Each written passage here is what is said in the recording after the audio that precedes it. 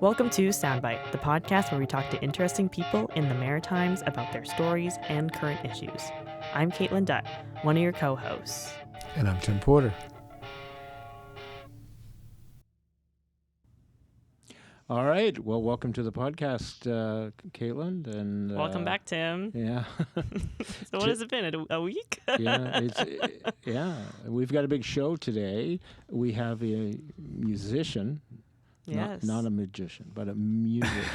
Yes. Maybe he is a magician. Are you, Greg? I tried. I got a magic set when I was like 8, and I quickly got bored of it. Okay. All right. Maybe there's a pipeline from magician to musician. Who knows? Just mispronounced. That's all. Yeah. Well, we have Greg Weber, who many of you might know as, the vocalist of Killed Chicago, a local band. Oh, really? Yeah. Oh. you weren't sure? I thought he was the band conductor at Fredericton High School. Well, I think he's a man of many titles. I thought I was a budding young magician. Okay. But you are a teacher, Greg. I am, yes. And you've been at Fredericton High School for a couple of years now, and you conduct the main concert band. Yeah, it's kind of crazy because that's where I went to high school. Right. Mm-hmm. And I'm from the woods, and I was one of 3 people from my grade 9 class that came into Fredericton. And you just mean Keswick. You're only talking Keswick. Keswick. Wasn't sure you meant by Bert's the Corner. Oh, okay. Okay. Pretty far out. Yeah, but like I went to school with the same 40 kids for every grade from grade 1 until grade 9. Wow. So it was pretty small, and most of the kids went to Nakawik, and because I wanted to get my French immersion certificate, I went into the big smoke, as they say. So, I showed up there, I didn't know anybody. So obviously to be a student there, and then I left for about 10 years. And what was your instrument? When I was there, so my first instrument was the trombone. Oh, nice. Yeah. So I was the only kid there was 2 of us, and we were best friends because we were the kids that didn't play hockey. Nice. And everybody else out there played hockey. So they had stories the whole school year, and I was like, cool. I don't know what you're talking about. Yeah.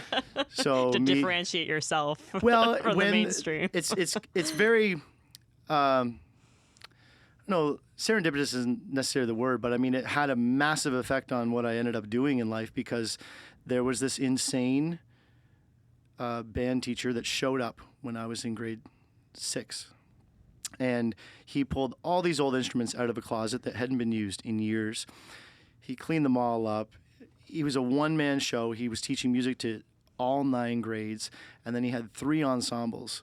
And, we played instruments in school, which is really, really rare, like in the class time, not just extracurricularly, but we played them during the class time.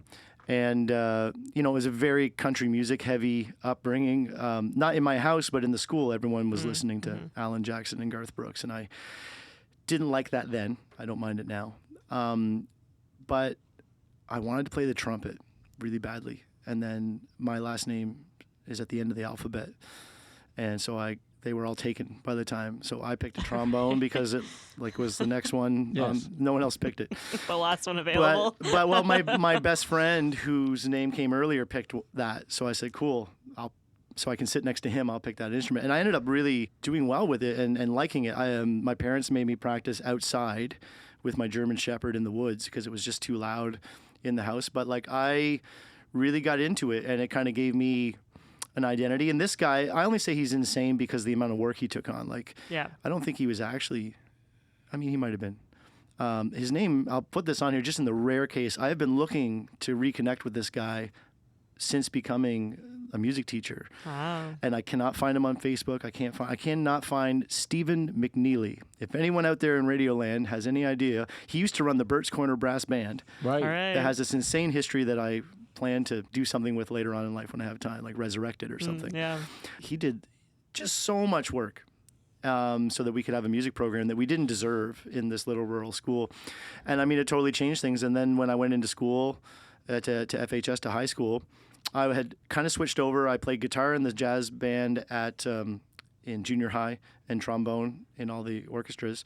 And then, and we were terrible. Like, don't get me wrong. Like, we weren't good, but we didn't know that. We didn't know we weren't good. I mean, we were fine. Yeah. It was fine. It was fun. And so when I got into FHS, my first year, I basically just tried to hide and not get beat up because I didn't know anybody, because they all went to middle school together, right, they all or knew junior each high other. at the time. Yeah. So I was getting good at the guitar because I was playing it like every possible second that I had free. And then someone said, like, the jazz band that Don Bosse ran, their guitar player's graduating this, like, at the end of this year. They don't have a guitar player, so you should go and try out. And so I went and I tried out, and I was only against like 2 other people, but I got in, and that was like the first school activity that I did in high school.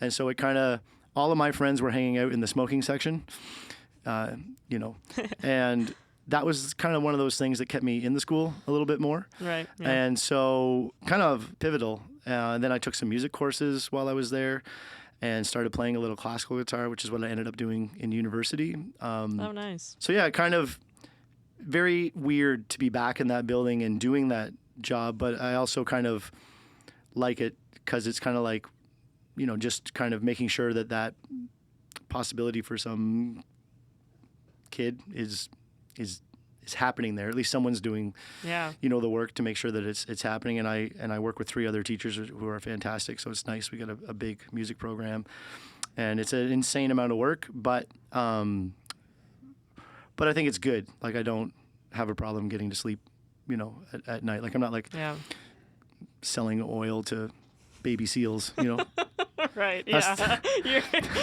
That's how it works, right? That's the saying. Yeah. You're continuing the cycle of like inspiration while you're in the school. Yeah, or just something fun that's not just doing drugs by McDonald's. You know what I mean? Like, there are other ways to have fun. That's fun too. I'm not going to say it's not, but like, they have some purpose. It's nice to have a rehearsal to be at. Will keep you out of an awful lot of trouble. So Great. If you're just tuning in now, we're talking to Greg Weber, trombonist. Do you still play the trombone? I will do it to help students. And when I was doing university in Montreal, I actually joined like a little military band on the side and got back into playing trombone quite a bit. Because again, the common theme is that like, music and friends is like the only reason that I do any of this stuff. And so I had some friends that were at university and like, oh, it'd be fun. Let's go join this. This band needs extra members. Let's go. So we'd all get together and we would go to the rehearsal, and and the music was hard and the conductor was amazing. And I got back into it. So like after like a year of that, I was like, oh, I can kind of play this again. And then we go to the pub afterwards. So it was really a social, fun thing to do. And that was a cool band because it was like people in their 80s all the way to people in their teens, and everyone's just playing together. So I've seen you up on stage on the Fredericton concert band, and you're in your tux there. And can you, as a conductor, can you play all those instruments? Like, do you help teach all those, or are you just doing the best you can with some of them? With a caveat, like, yes, I can play them, and I had to play them to a certain level. Like, that was the best part of university, when you pick the stream that you want to be an instrumental music teacher. You take these methods courses, so you have a percussion class, you have a brass class, woodwinds, strings and all that, choral class, and then you take a lot of conducting classes and score analysis and really high levels of music theory that I never use. But it's really fun because you are sitting with like the clarinetist of the MSO, and he's teaching you how to play clarinet for the first time. So I can play all of them, certainly not professionally or even to the level of most of the kids, because you just can't keep that many instruments up and still have your own family and your own side project and all this stuff. But like, I know how to play them. And so kind of as a rule, I start it every September and it goes until I get overwhelmed.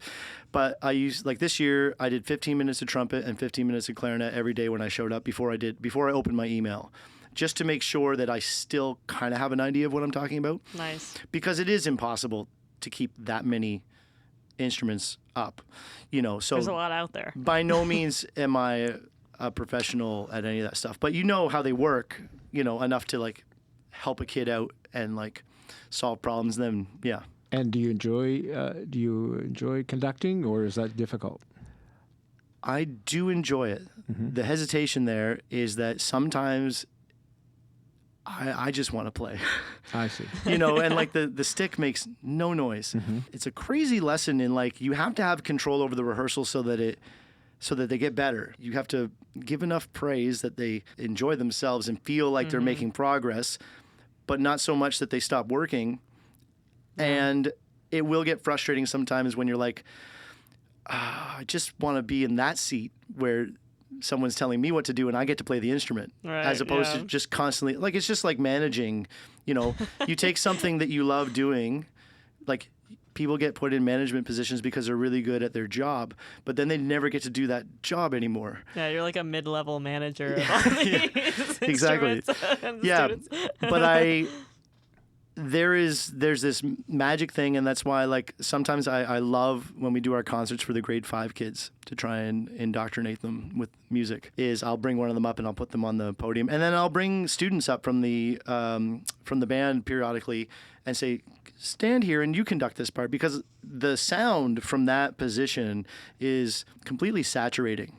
Like it's actual vibrations of air like passing through you from like 68 to 70 members, and you're the focal point. Like they're all aiming at you so that it blends, and it's pretty amazing. Like when it was like the last rehearsal before our final concert, and I've been working this band specifically this year to the bone, like trying to pull our level up, and because we had a lot of young players, and it was so good, that's the last rehearsal, that like you get, at least I do anyway, because ever since I had kids I'm a complete sap, and I start to tear up because it's so enveloping, the sound, and they were playing so good.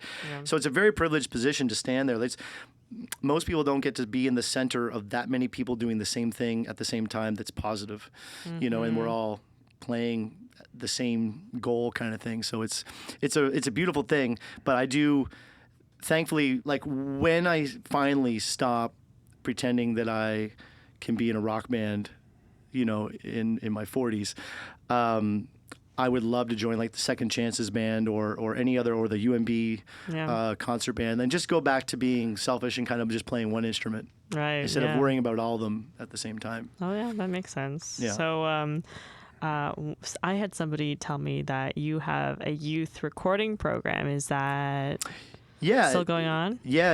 It's the job is crazy overwhelming, but it's somehow so perfectly matched to the things that I like to do. So it's varied, and one of the things that I love doing is being in a recording studio. And I've worked in a few recording studios in Vancouver and did some work in Montreal as well. And I produced a record for a band in the city called the Tortoise Hair the Millionaire. And like, I love recording music, and we've got 2 recording studios at the school, and it's open to mostly grade 12 students, but there's a few grade 11. But we have $500,000 worth of equipment, and the kids learn how to record and produce, and they play on each other's songs, and they choose the music that they record, and I just teach them how to set it up and how to mix and how to edit and how to do podcasts and how to do all that stuff. And it's a real joy, because it was a curriculum that was written by Don Bosse before he retired and handed me the baton, and then I've updated it to fit my skill set and make it a little more modern.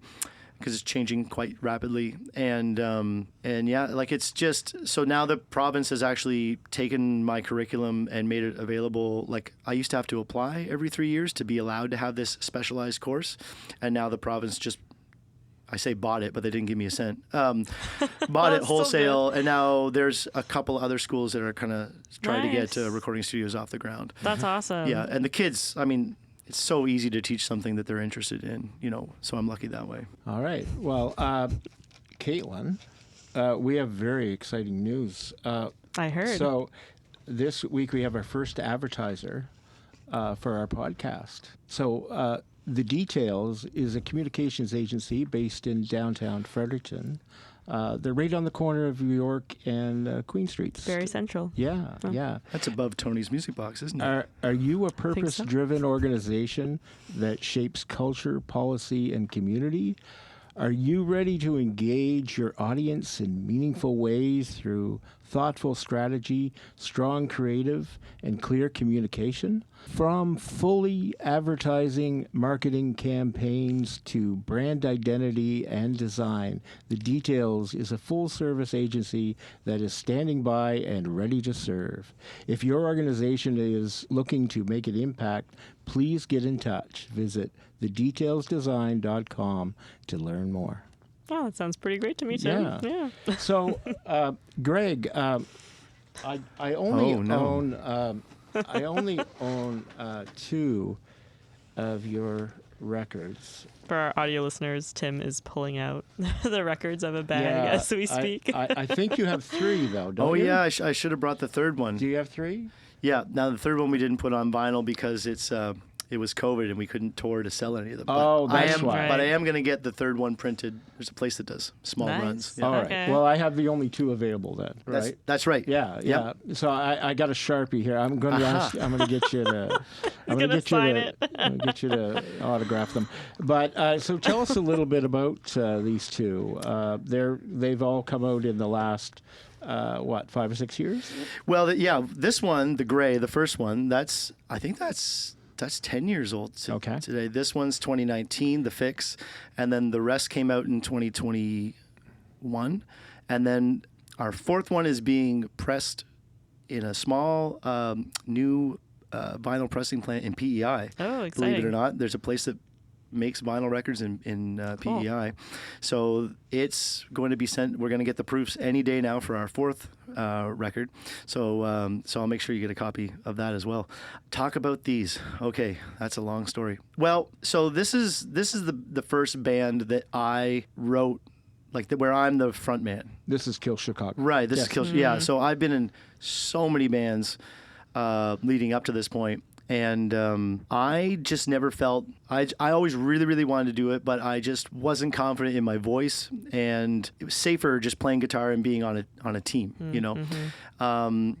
And when I moved out to Vancouver to start school, but mainly to be with this girl who ended up being my wife, so I followed her out there. I started writing songs on my own, and wasn't sure what it was going to be. And I had made some recordings in Vancouver while going to school, and I made some and played some shows. And then when I moved to Montreal, I played some shows, and it was very different. It was very some of the same songs are actually on this record, but they were very more like folky, you know, and more chill. I had jazz musicians that would play with me, so that was the vibe that they brought to it. And then I moved back to Fredericton, and I had missed being in a band so much because I had studied relentlessly classical guitar and do the music thing and classical music and choir and all that stuff, so that I could get through to my degree, so that I could get a job and do what I'm doing now. And I just missed being in a band so much, and I moved home, and I called, my best friend Zach was still living here, and we played together all through high school, and afterwards we used to play in this band called Dionysus. And I was like, hey, you want to be in a band again? And he's like, yeah. And then my next most talented friend was Matt Bowie, who I never played with before, but he was always in a band that was better than mine. And I was like, you should play in this band too, but I'm going to make you play bass because you're a better guitar player than me, and I don't want you to show me up. So he said, fine, I'll play bass. So then we were a 3-piece for a little while.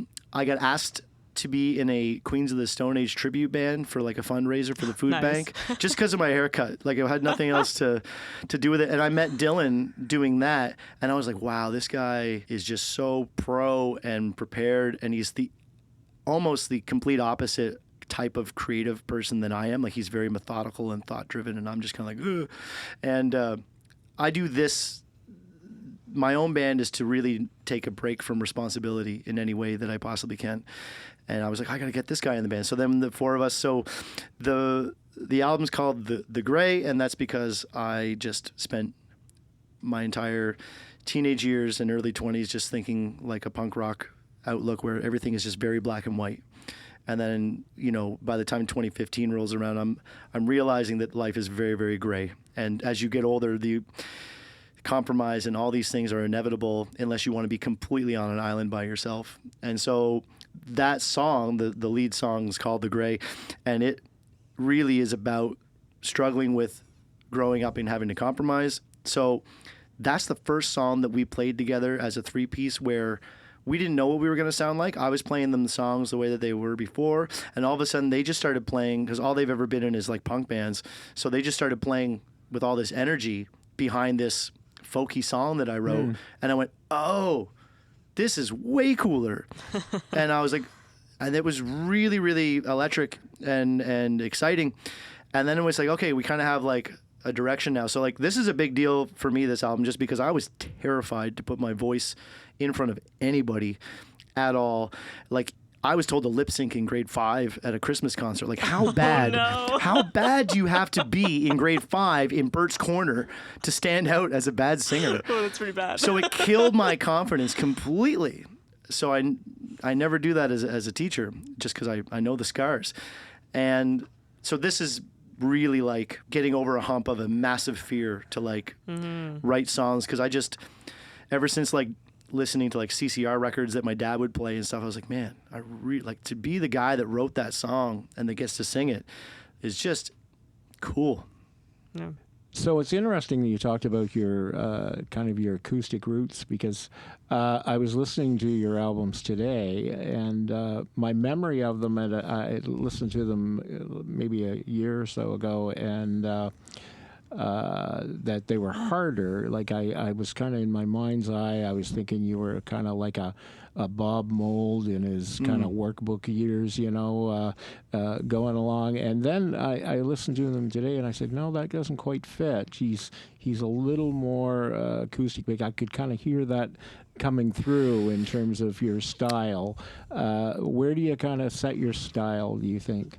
Well, it's an interesting question, because each album that we've made, we get a little braver as far as not having to feel like we need to like sound like the first album. But even that, all the bands that I really like evolve and change and have different songs on a record. Like, I don't really want to hear 15 ska songs in a row. Right. One, I don't even want to hear the same tempo or the same key. You know, I get bored very, very easy with everything. So each time we make a record, I get a little braver and go like, oh, well, let's put some electronic stuff on here, or let's do a full like weird acoustic thing, or let's put like, I think this one's got a song called Pull Over on it that has like trumpets, and it's like a spaghetti western kind of song. And like the new record has some stuff that is like, sounds like Oasis. Yeah. And then there's other stuff that sounds like Arctic Monkeys. And then I've got like, there's one on the record that's not here that is that Alan Jeffries recorded, and it's a pretty little folk song. Right. The one common thing, I always liked the Woody Allen quote, which is like, they're like, how do you make such great films or whatever? And he's like, I hire people that I trust, and then I get out of their way. Right. And this is how I feel about musicians. I write all these songs, and sometimes the band will actually have the genesis idea. Like, it happens a bunch of different ways. 80% of the time, I kind of have the basic skeleton of the song, because I like to know that I've got a way, like a key to get out of the room before I lock it. Because once I show it to the band, these guys are so creative and so talented that they can completely take it into left field.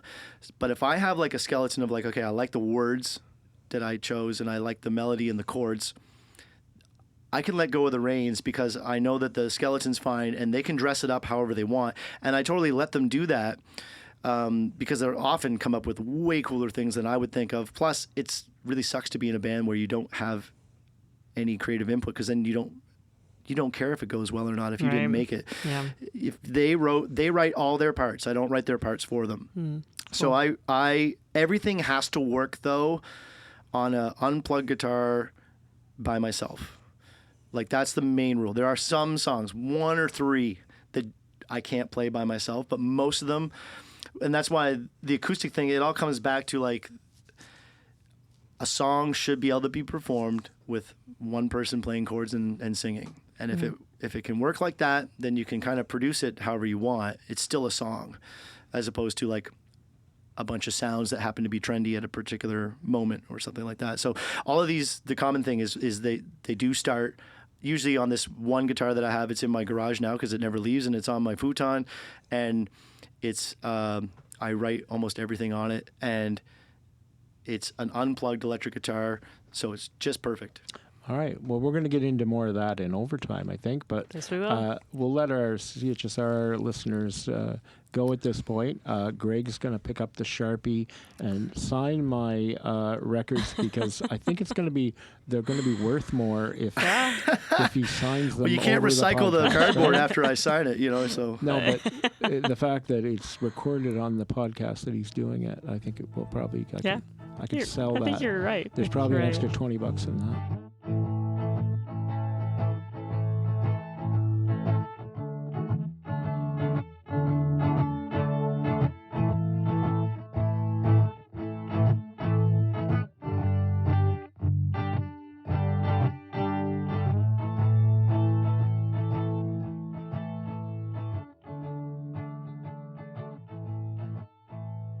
Okay, well, welcome back into overtime, and we're with Greg Weber.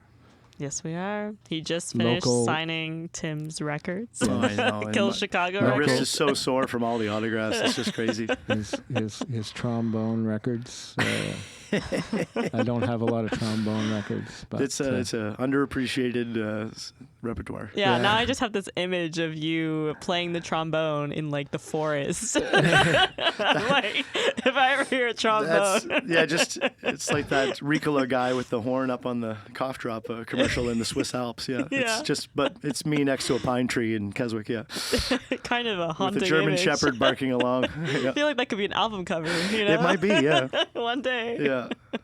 So Greg is with the band Kill Chicago, and Greg, you were talking earlier about your guitar at home, and I pictured maybe you have a basement bunker of sorts where you record or you play, is that sort of thing, and you've got your guitar there. And I saw this guitar on YouTube that you were using at the Muse for your acoustic set recently, a couple of years ago maybe.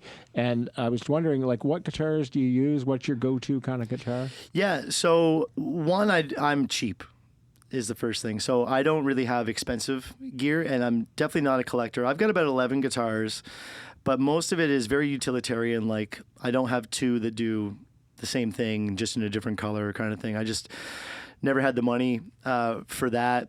My favorite guitar to write on is an Ibanez Art Core, and what it is, it's a hollow body electric guitar. Mm-hmm. So why I like it is purely a functional thing. I actually bought it off our bass player for $350 when he was hard up for cash, and he regrets selling it to me. Those are the best deals. And I bought it when I moved out to Vancouver, and it's got like a Bigsby, so you can like bend notes. It's the kind of thing you would imagine like a jazz musician or like almost looks like something like a rockabilly guy might play. Yes. And that was originally the vibe I was going with Kill Chicago, was kind of like this rockabilly, swamp bluesy kind of thing. And some of that's for sure still in there. But the reason I like this guitar is because it's when I strum it without plugging it into an amp, it's just loud enough that I can sing along with it, but it's quieter than an acoustic guitar, which will wake up all the kids. So Right. or when you're in an apartment, which have been until I moved back here to Fredericton, like when you're in university, you've got roommates that, are on different schedules, and this guitar I could play in a room with the door closed and it doesn't really bother anybody. And there's a weird thing about it because it's kind of messed up. When you strum it really hard, it almost sounds like it's distorted. So like it can kind of sound like it's plugged into a huge amp. And so you get an idea of what it's going to sound like in the rehearsal space. But I'm always writing. So I don't like sit down like to write. What I do is I grab that guitar specifically almost always, just because it's the right volume and I'm so comfortable with it. It's really terrible to play with live though, because the F holes, the stages, if it's a small stage like the Cap, which is where we play a lot, or even like Tipsy Muse, like you're going to get feedback from your amp. Right. So I can't really use it live that much, but it's a writing guitar. And I will sit down and I just mess around. I literally I don't have an idea. I'm just playing wherever my fingers go, whatever. Sometimes I hear a thing in my head and I'm trying to find it. And I just keep messing around until I hear something that I think is interesting. And then I might grab onto that for a little bit and I'll repeat it and then see if some other ideas float from that. So I'm wandering. And then once I get an idea, then I do have enough musical training that I can say, okay, I am in this key. Here are the chords that normally go with this key. Do I want to use those or do I want to use chords that don't go in this key? Or so if I get painted in a corner, I do have some school learning that I can get out of it, but I don't like using that to write with at all because I just find that stuff ends up sounding exactly like what it is, which is kind of contrived and like if you're writing music with a pencil and it's going to be listened to with ears, like I just listen. So I mess around and I listen, and if I hear something that interests me and it holds my attention more than the dog or the commercial that comes on or my phone, then I'm like, okay, I'll stick with this for a while. And then if I get bored, I put it down and then I just keep watching The Price is Right. And then when I get bored of that, I pick up the guitar, and if the riff is more interesting than The Price is Right, then I keep working on the song. And if I show you this is how it kind of works. So this is my voice memos. I used to have a 4-track cassette recorder, which I still have in the basement. But if I start scrolling, so every single one of these things, here's some titles. Garbage cans. Put with 119. So then the one before that's called Titus Street 119. Weirdo follow-up Dracula riff.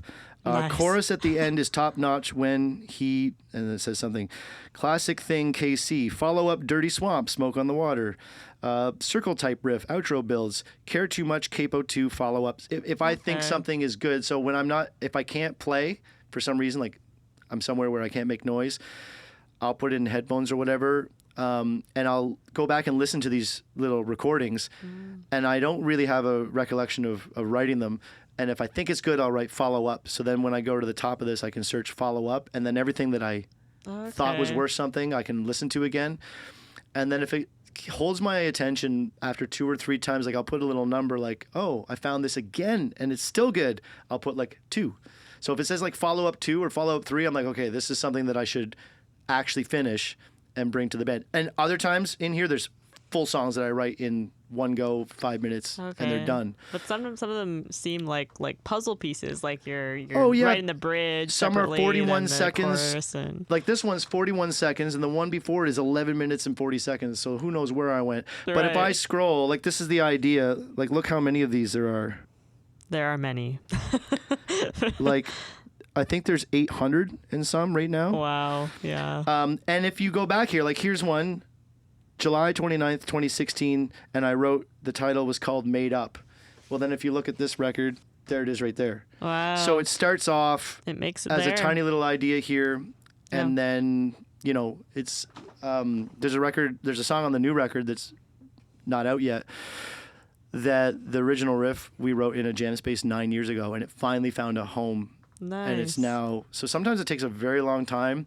So I'm always writing, and then but there's like hundreds of things in here that I'll never listen to again because I just won't have time to get to it, but it's kind of wacky. Yeah, so when you're out without a guitar, like a recording space, do you just like hum it or? Yeah, there's some really embarrassing, I don't have natural good pitch. Piano based or anything? I do have some stuff that's piano based. Like when I was at McGill, we had to take keyboard class, and if there's only a piano there, like what happens is I practice the music I'm supposed to practice, and then I get bored and I don't want to put the work in. So then I start writing a song instead because that's more fun. Mm-hmm. Right. And so whatever instrument I'm on messing around with, I inevitably start writing something because I can't keep my attention on the task at hand. Mm-hmm. Mm. And I'm like, well, it's more fun to be bad, so I should be writing this song instead of doing my homework, right. So like I'd be practicing like 2 hours of classical guitar scales and arpeggios, and it's like, oh my God. Like, just shoot me. Like, it's good, but it's not stimulating. Like, I don't have that kind of attention span. So I would start writing stuff instead, and then I would just record it, and so that I wouldn't forget it, because you'll never remember. You think you're going to remember a really good idea. But, yeah, there's some stuff on here where it's just me, like, driving or running down the road, and I'm just like, do-do-do-do, but do-do-do-do-do-do. And it's like Like, there's no chance that's going to become anything, but I still feel like I need to record it. Yeah. To, that put it in makes there. sense. So, are you able to tour when you put out these albums? What's the ambition there? Yeah, like, so 3 of the guys in the band have kids, right? And like, we all have careers and families, right? So touring, like, in the real sense of the word, like where you get in a van and you're gone for 2 weeks, that doesn't happen. But we will definitely go, like, Halifax, St. John, Moncton, Miramichi, and run that circuit. And then if it comes to it at any point where it makes sense, it doesn't have to be a financial win. Like, even if it broke even, like, we would go into Quebec if it made sense, or Ontario. But, like, it's not really realistic, and obviously south of the border is not going to happen right now. So, like, that's kind of enough. Like, it's frustrating because I'm in the best band that I've been in, but now I'm at an age and a level of responsibility that I can't do much with it. Yeah. And so there's a bit of frustration there. But the idea is just to try and, it's like someone's beer league hockey. Like, they're not going to the NHL, but it's really fun to play hockey. Well, it's really fun to make, but I do still have this leftover work ethic and taking it serious enough that it's like, if I'm going to be in a band, I'm going to try and make sure that it's at least good. Like, it can't be embarrassing. Like, people don't have to like the band because that's out of my control, but it can't be terrible, like objectively terrible. It has to be decent enough. Proud of it. Yeah. And we do well when we go to other cities. They like us more than Fredericton does, for sure. I think Fredericton likes you quite a bit. They do, but someone said something the other day. It's like, with your hometown, you're just Greg, right? Like, you teach that kid trombone, right? Or you taught my daughter English in grade 7, or you're the guy that leaves his garbage can out for too long. You know what I mean? Like, you're just a guy. When you do go to another place, they really only know you as that guy that's writing those songs and singing. So, as silly as it sounds, you do seem more like a serious musician when you're not in your hometown, because they don't know who you are otherwise. They only know you. You're like, you're only a musician. I'm only standing on that stage, and they see me going backstage at a festival, and it looks more real than just I went from next door to, like, the stage, and then here I am. So you have an upcoming album, you said. Can you give us any information on that? Or yes. So are you looking for news, Caitlin? Yeah, I got the news angle. The hot goss. Yeah, so we had a couple of songs kicking around. We've got a really nice rehearsal space over by the Bolodrome. That's actually the same building as the axe throwing place on the north side. Nice. And all our gear is set up, and we walk in and we turn it on. No one has to ask their wife's permission to make noise in the basement, or we don't have to get kids out in the bedtimes. So it costs money, but it's great. Everything's there. And so we were in there, and we've got maybe 3 songs and that we think are, like, mostly done. So I've been wanting to work with Don Levanje from the Motor League. So he used to be in a band called the Ditch Pigs, which I used to play. Like, I have known Don and played music with Don for 25 years. And when we first started touring when I was like 19, his band was also touring. We would play together and hang out at each other's houses, and I was in a band with Don for a little bit. But the Motor League is a phenomenal band, and Don is an extremely interesting person and friend. And I've been wanting to record with him for a long time. So I just called him and I said, like, look, we've got a couple of songs. Like, would you produce these? Brad Perry and Evan Hansen, who made the other 3 records, they closed their studio down. So we didn't have that option. It wasn't like we were like, well, we're never working with Brad again. We love Brad and Evan, but they weren't an option anymore because they closed their studio.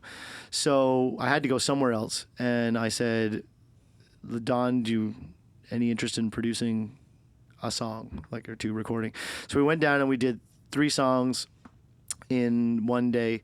We'd recorded the drums in this old abandoned piano factory in Amherst. That's cool. And the railroad tracks go right up to the building because the pianos are so heavy. They would just ship them on and off through the building that way. Wow. But there's a live drum room, and drums in rock and roll are the only thing that matters. And they're the hardest thing in the world to record. And they've got a specific drum room, and specific drums for recording. So we sent Zach into this old piano factory, and he recorded the drums for 3 songs, and then we did the rest in Don's living room, which he has a pretty extensive home studio, but it's no different than this room, really, Right. like just with gear. And we finished 3 songs, and we thought that was it. And I played them for some of like our close friends and some people that work at Harvest and stuff like that. And I was like, hey, what do you think of it? And everyone was like, this is like so much. They were like, this is not something like. I was like, oh, I was just gonna put it like a single or an EP on this because I don't have any other songs. Like we just got 3, and the response was like, this sounds good enough that like you need to make a record with this guy. Like don't throw this away on an EP that doesn't do anything for you. Like do a full record. I was like, but I don't have any songs like figured out. And it was my buddy Jeff. He goes, we'll go write some. And I was like, okay. So then I quickly went digging through the phone and grabbed the guitar, and I wrote the rest of the record. And then the band brought lots of songs into and stuff like that. And we just continued making this record like 3 songs at a time, but all with Don Levangie.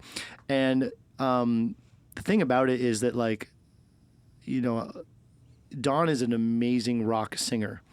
And I've never had anyone coach me before at a microphone. They just kind of waited for me not to make any mistakes, and then they went, great, let's move on.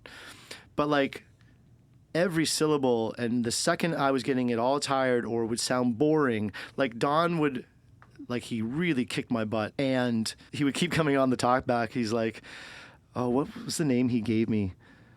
It wasn't Uncle Yanzi, but it was like Fluffy. Yeah, he would call me like, oh, Uncle Fluffy's back. And I'm like, what? He's like, you know, where you're just kind of like, I'm like, is that what I sound like? And he's like, yeah, like you're boring and you're not cool. And I'm like, okay. Oh, no. And I was like, but it's exactly what I needed, because then like he kept pushing me, and to the point where I got like the best vocal stuff that I've ever done on this new record. So I'm excited about it there. And you know, just where he's in a rock band that's been on the radio a lot. That was my goal with this record. I said, I don't want to make, like, I'm not worried. Before, every time we would come close to writing something that might sound like a radio song, I would be like, oh, okay, no, let's ruin that. Let's put something weird on that, or bury the vocal, or put some weird thing on that. And like, I just was like, people might think we like sold out, which is like a 1990s kid idea. But no one cares about it anymore. And like, I'm middle-aged. Who cares if I sell? Like, who cares? I'm just doing this for fun anyway. So I just let it go. And he's like, do you want this thing to be on the radio? I was like, yes, I do. So we just produced it like it's going to be a rock radio record. And anyway, so it was crazy fun, but very difficult. Oh, that's awesome. Yeah. I'm excited. Do you have like a release date, or? We're hoping October, and that's about as specific as we can be yet, because we're at the hands of a vinyl printing press Right. and all these other things. But that would be that's when we would like to put it out, just because it's not Christmas and it's not harvest. Do you have any plans? I know you said you were like kind of casually touring, if at all, but do you have any plans to do some shows around that time? We do have a show coming up. Zach will kill me if I don't actually say this. There you go. I gave you the the opportunity. promoter. Thank you for teeing up that. Yeah, no problem. On August 13th, we are playing Officer Square. Okay. So that's like a free show, all ages. You know, everyone can come out to that. So that's August 13th in the evening, like 7 to 8:30. We are playing Officer Square. But we will be doing what we call like a maritime tour when we release it. So we'll hit all of the communities during that time. And obviously we'll play the Cap here in Fredericton. When the owner of the bar is your drummer, you can't really go anywhere else. And we would never want to go anywhere else, Zach. There you go. Shout out to Zach. Yeah, exactly. Yeah, and so we definitely will be, like, October should be full of shows and stuff for us. And Awesome. There's a chance we might play a harvest thing too, but that's still not official. Great. But That's great. We're talking to Greg Weber with Kill Chicago, and Caitlin, I understand you're taking off on us next week to Montreal. Yeah, I am going to Montreal, actually. Yeah, to a concert. I'm pretty excited. Yeah, I mean... What are you going to see? I'm just going to a music festival, actually. So. Okay. Osheaga. Excited. Just Osheaga. Just Osheaga. Yeah. Who's the headliner of the? Are you going to all the nights? I'm going to all of them. Wow. Yeah, it's The Killers, Tyler the Creator, and Olivia Rodrigo are the headliners. Those are all solid. I was just listening to Igor the other day, actually. Nice. But yeah, it's gonna be good. Do you like fish and chips? I do. If you're talking about I don't know if Not there's the a band. Okay. No. Like actual battered. Okay. Yeah, I love it. Comptoir 21. It's in the Mile End. Best fish and chips in all of Montreal. Okay, I'm gonna have to write that down. I miss it so much. We're going back at the start of August. We're taking the family on a road trip. I've been back to Montreal since pre-pandemic, so yeah, I'm excited it's nice. Go back to the old haunt. Best concert, Greg? Best concert for you? Oh my God. Give us one. Okay. Not because of the music, but I tricked my father into driving to Montreal to watch one of my McGill guitar recitals. And he drove up thinking he was going to watch me play some Bach on the guitar, which, like, come on, he doesn't care. And we were out at the pub beforehand, and he's like, can you have a beer before? I was like, yeah, I can have one. And then I ordered a second. He's like, Greg, like, your recital is coming right up. And I was like, I ordered a third beer. He's like, are you sure? Like, what are you doing? I'm like, oh, I forgot, Dad. Like, the recital's canceled, and I threw 2 tickets to see Eric Clapton in front of him. And he's like, what? Oh my gosh. So that's my dad's favorite band of all time is Cream. Well, Cream, anyway, doesn't matter. Yes. Yeah, so I surprised him with that. So I think as a nice moment, tricking him into seeing his favorite act of all time, when really he did the sweetest thing, which was to come see me play, and then we went and saw Eric Clapton play at the Bell Center. That's one of my top, kind of memories for that. But it's not a really to be nice sentimental, moment. but Those are nice. Yeah, I went with my father once to Neil Young and Gordon Lightfoot. Yeah, nice. I saw Gordon Lightfoot in Montreal too, but it was not good. It wasn't his prime. Yeah, no, I recall seeing him in the probably late 70s, and he was better. And then I saw him just maybe 10 years ago. That's the tour I saw him on. In Fredericton? No, but I saw him in Montreal, but that same tour was about 10 years ago. And he was a little frail then. Yeah. But Neil was great down in St. John. I guess I've seen Neil a couple times, but yeah. I saw the Flaming Lips in Stanley Park in Vancouver, and that was epic because you had the tall pine trees, and you had like... he did the hamster ball and everything, and I love the Flaming Lips and the weirdness, and it was just the happiest vibes, and it was like... I didn't even know they had a concert venue in Stanley Park. That's cool. I actually was the guitarist for a run of Grease in Stanley Park. That's so cool. Yeah, it was. It's been if we had 19 hours, then I would be able to fill that. But unfortunately, we are out of time, and we do not have that much. I was going to say my best concert. You completely cut me off. Oh yeah, well, you said Gordon Lightfoot, but that wasn't it. No, it probably wasn't it. I saw Jane's Addiction during the Nothing Shocking tour when they were just breaking, and that was quite an experience. Wow. Yeah, Perry Farrell was kind of only mildly crazy then. He's kind of gone off the complete rails. He's bought all in. They're suing him. I saw that. Yeah. Oh wow! Because he's crazy. His bandmates are suing him. Yeah. Wow. Yeah. Because I also saw the famous. The first real show I ever saw was Green Day at the Aiken Center. The infamous show where he got naked. And it was banned. It was amazing. Like, I didn't go to that one. I had bought tickets to see Weird Al Yankovic because that's where I was at that moment. And then they didn't sell enough tickets, so they canceled it. When I went to get my refund, they were like, "Do you want these?" Like, I was like, "Can I get Green Day tickets instead?" So me and my brother went to see Green Day. Wow. No parents, 13 years old, like mosh pits, crowd surfing, male nudity. I can only imagine. It absolutely just changed the course of my life. Between that and the trombone, I mean, what else do you need? See, I should have gone to Osheaga last year because they were at Osheaga last year. Oh, yeah. Yeah. I guess I should have said best concert at the Aiken Center. Yeah, I guess. That should have been it. Yeah. Did you see Bob Dylan there? Oh yeah, I saw Bob Dylan. I actually Nice. Everyone saw that. I didn't was see actually it. working for the paper then. I wrote Cool. I wrote Oh, no some way. stuff about it. Yeah, and I saw. Yeah, I forgot about that. Yeah, I saw Bob Dylan there, and when I was younger, I'm a little older than you. I saw George Thorogood and Johnny Winter at the Aiken Center. Oh, Johnny That Winter was is my quite a- mom's favorite. Yeah, that was quite a show. Yeah, yeah. Nice. And of course, back in my day, it was like, cheesy heavy metal acts that came through the Aiken Center, A lot of spandex. Yeah, Helix and Yeah. those kinds of bands, or, whatever they were. Yep. Yep. Yeah, and we're completely losing Caitlin here. But I don't know. did you see the Tyler? Did you see the Tyler the Creator when he performed at the Grammys like last year or the year before? It's a No. whole it's one of the best live performance things. Because I Really? manage the theater, so I'm into like that Yeah. world too. He does this whole thing where he's like in a windstorm on the side of the street, and he's like running and pushing, and like things are blowing past him, and he's See, like, I only started listening to him like 3 months ago in preparation. Right, okay. So I'm Yeah. new, but my boyfriend's really into him. if so. you like, and like a more palpable, Palpable, yeah. palpable. Yeah.